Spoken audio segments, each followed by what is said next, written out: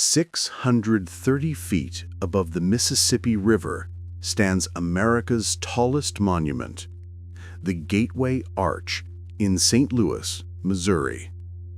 It's an icon recognized worldwide, a shining stainless steel curve that defines the city's skyline.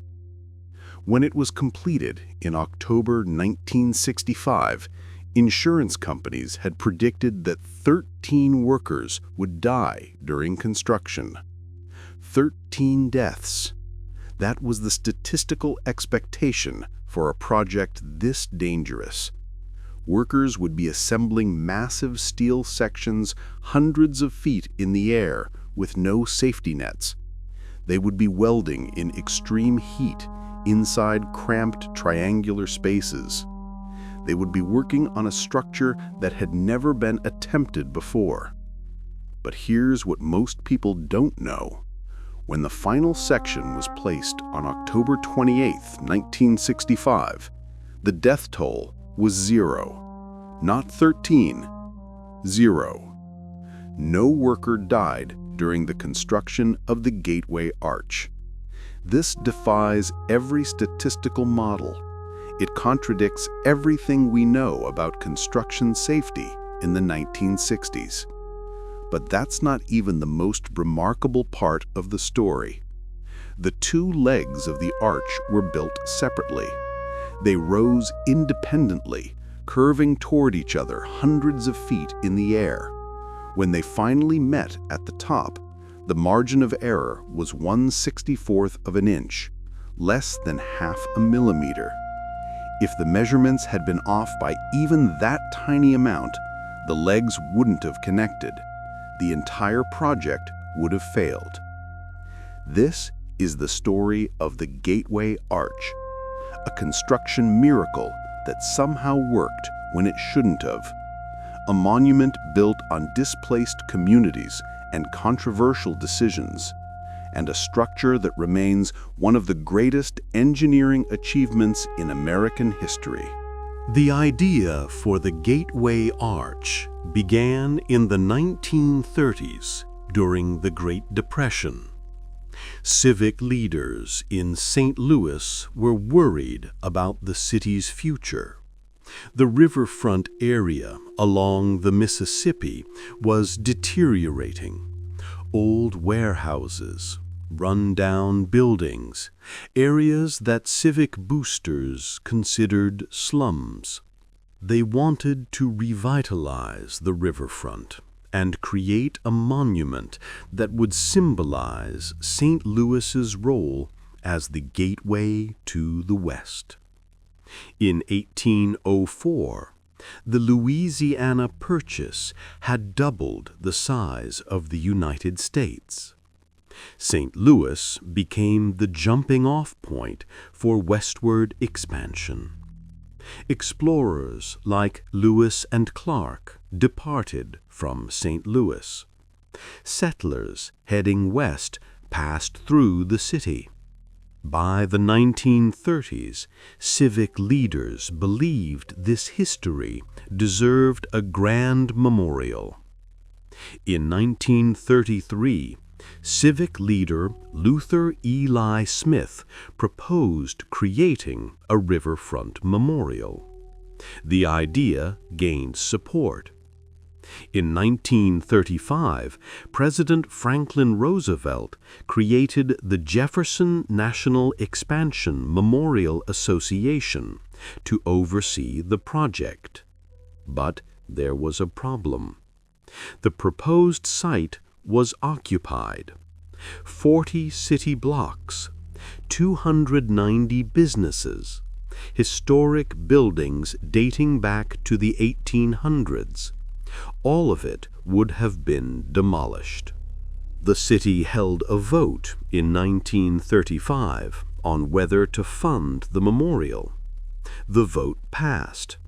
But decades later, historians discovered evidence that the vote may have been rigged. Regardless, the decision was made. Between 1939 and 1942, 40 blocks of downtown St. Louis were demolished. Buildings that had witnessed the city's entire history were torn down. The businesses were displaced. Some received compensation, others did not. This controversial urban renewal project was justified as slum clearance, but many of the demolished buildings were architecturally significant.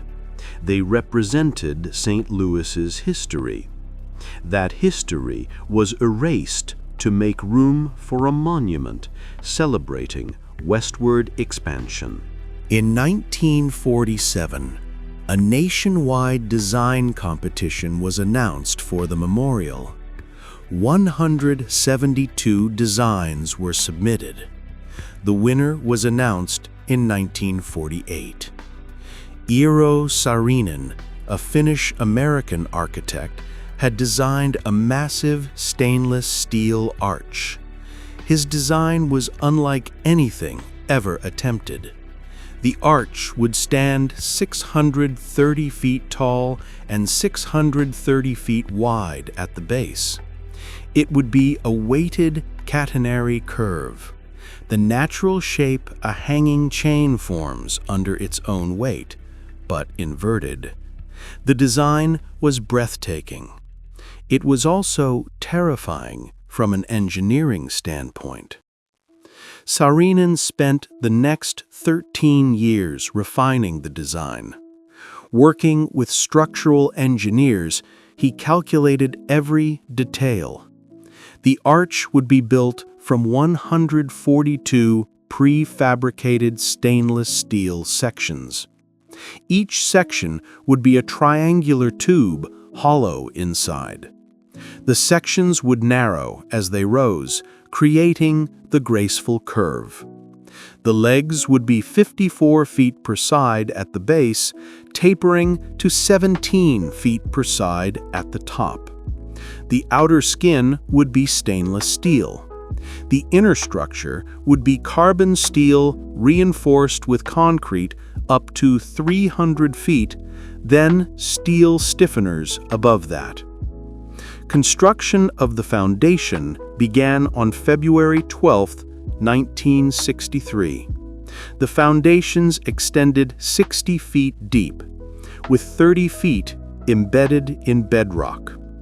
Each leg was anchored with 252 steel tension bars.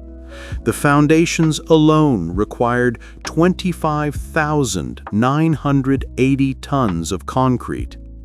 Once the foundations were complete, the real challenge began: assembling the arch. The construction method was unprecedented. The steel sections were fabricated in Pittsburgh, Pennsylvania, by the Pittsburgh Des Moines Steel Company. They were shipped by rail to St. Louis. At the construction site, specialized cranes called creeper derricks were used. These cranes climbed the outside of the arch as it rose, moving upward with the structure. Each 12-foot-tall section was lifted into place, positioned with extreme precision, then welded both inside and out. Workers had to enter the hollow, triangular spaces inside each section to weld the interior seams. The conditions inside were brutal. Temperatures exceeded 120 degrees Fahrenheit in summer. The triangular spaces were cramped and claustrophobic. Some workers couldn't handle it and quit, but those who remained worked with incredible precision. The two legs rose independently. There was no connection between them until they met at the top. This created enormous engineering challenges. If either leg deviated even slightly from the planned curve, they wouldn't meet. Weather affected the steel. Temperature changes caused expansion and contraction. Wind pushed against the incomplete structure. Engineers had to calculate these factors constantly and adjust. To stabilize the legs during construction, a temporary scissors truss was installed at 530 feet. This truss connected the two legs and prevented them from swaying too much. It would be removed after the final section was installed. As construction progressed, another problem emerged. In 1964, civil rights activists began protesting at the construction site. They pointed out that there were no black workers employed on the project, despite St. Louis having a significant African American population. The protests were justified. The construction company eventually agreed to hire black workers, but the incident highlighted the racial inequalities of the era. By October 1965, the two legs had risen to 622 feet. Only the final 8-foot keystone section remained. This was the moment everyone had been waiting for. Would the legs meet? The margin of error was 1/64th of an inch, less than half a millimeter. Engineers had calculated every detail, but no one knew for certain if it would work. The final section had been specially fabricated. It was designed to fit precisely between the two legs at the top. But there was a problem. The sun was heating the south-facing leg, causing it to expand. The north-facing leg remained cooler. This created a gap that was too narrow for the keystone to fit. The solution was ingenious and risky. Workers sprayed fire hoses on the south leg to cool it down. At the same time, they waited for the sun to move so both legs would be in shadow. As the south leg cooled and contracted, the gap widened. Finally, on October 28, 1965, at 10:30 in the morning, the keystone section was lifted into place. It fit. The precision was perfect. The two legs had met within the required tolerance. Against all odds, the gateway arch was complete. But here's what makes this even more remarkable. Not a single worker had died during construction. Insurance actuaries predicted 13 deaths based on the height, the danger, and the working conditions. Large construction projects in the 1960s regularly had fatalities. High-rise buildings, bridges, dams. Workers died. That was accepted as normal. But somehow, on the gateway arch, 0 workers died during construction. The worst injury was a broken leg. This safety record was unprecedented. It remains one of the most remarkable aspects of the project. Why did no one die? There's no single answer. The project was meticulously planned. Safety protocols were strictly enforced. Workers were highly skilled and carefully selected. The creeper derricks provided stable platforms for work. But luck also played a role. working hundreds of feet in the air with no safety nets, in extreme heat, welding inside cramped spaces. Any number of things could have gone wrong, but they didn't. There is one death associated with the Gateway Arch, but it happened 15 years after construction was completed. On November 22, 1980, a man named Kenneth Swyers climbed to the top of the arch illegally. He was an experienced skydiver and base jumper. He planned to parachute from the top of the arch. It was an unauthorized stunt. Swyers jumped. His main parachute deployed, but he was falling too fast. He tried to deploy his reserve chute. It failed to open properly. Swyers hit the ground and died instantly. His death was a tragedy, but it wasn't a construction accident. It was the consequence of an illegal and extremely dangerous stunt. The Gateway Arch officially opened to the public on June 10, 1967. Visitors could ride a unique tram system inside the legs of the arch to an observation platform at the top. The tram system itself was an engineering marvel. Each leg contained a train of 8 5-passenger capsules. The capsules moved along tracks that followed the curve of the arch. At the top, a 65-foot by 7-foot observation platform provided views to the east and west. On a clear day, you could see for 30 miles in each direction. The cost of the entire project was $13 million. Adjusted for inflation, that's about $98 million in today's money. For a structure of this scale and complexity, that was remarkably economical. The arch became an instant icon. Millions of visitors came to see it.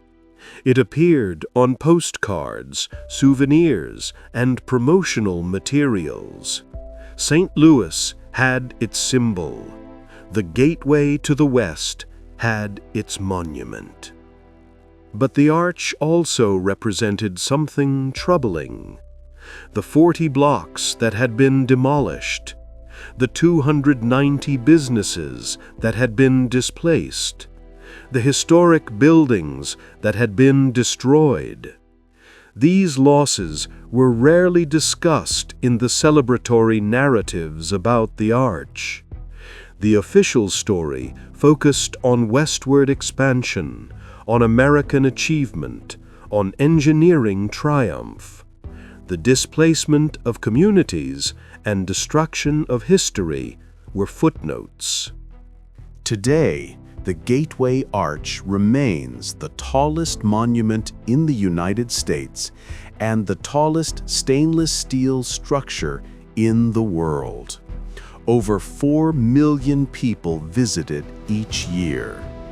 It's an iconic piece of American architecture. Engineers study its design, the catenary curve, the stressed skin construction, the precision required.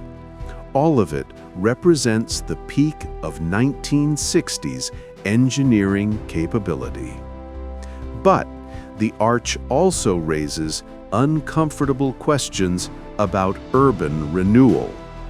The 40 blocks that were demolished in the 1940s were described as slums. But were they really? Or were they simply older neighborhoods that didn't fit the vision civic leaders had for a modern St. Louis? The businesses that were displaced, the people who lost their homes, Their stories were never properly documented. Their losses were never adequately compensated. The arch stands on land that was taken, not empty land that was developed. There's also the question of the rigged vote.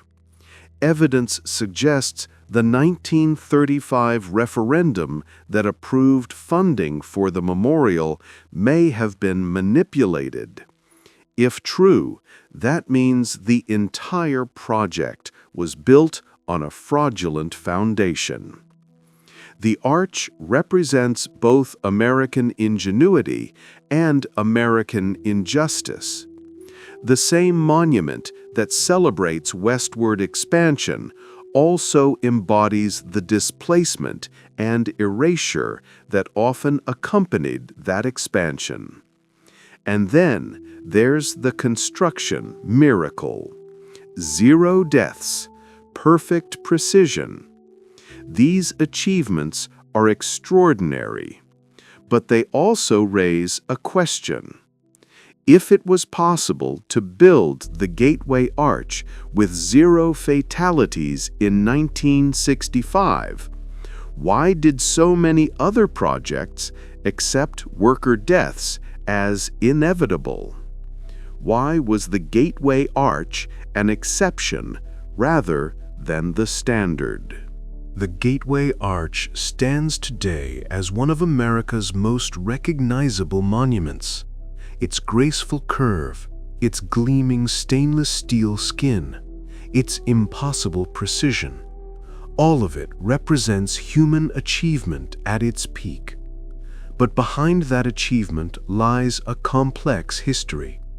40 city blocks demolished, communities displaced, a possibly rigged vote, and a construction process that defied all statistical predictions by completing with 0 worker fatalities. The most remarkable aspect of the Gateway Arch isn't just that it was built, it's that it was built so safely when safety was rarely prioritized in 1960s construction. Insurance companies predicted 13 deaths. Workers defied that prediction. They completed one of the most dangerous construction projects in American history without a single fatality. That achievement deserves to be celebrated, but it also demands that we ask why it was so rare. The Gateway Arch proves that large-scale construction can be done safely. The question is why that standard wasn't applied to every project. Why were worker deaths accepted as normal on so many other projects? The arch shows us what's possible when safety is prioritized, when engineering is meticulous, and when workers are skilled and protected. It's a standard that should have been universal, but wasn't. If you want to discover more stories about American infrastructure that hide complex histories behind their celebrated facades, subscribe to Hidden America. Next time, we'll explore the Hoover Dam and investigate the deaths that were covered up, the workers who may be entombed in concrete, and the human cost of one of America's greatest engineering projects. Subscribe now for more hidden infrastructure stories. And the next time you see the Gateway Arch, remember that behind its beauty lies a story of precision, safety, displacement, and questions that remain unanswered.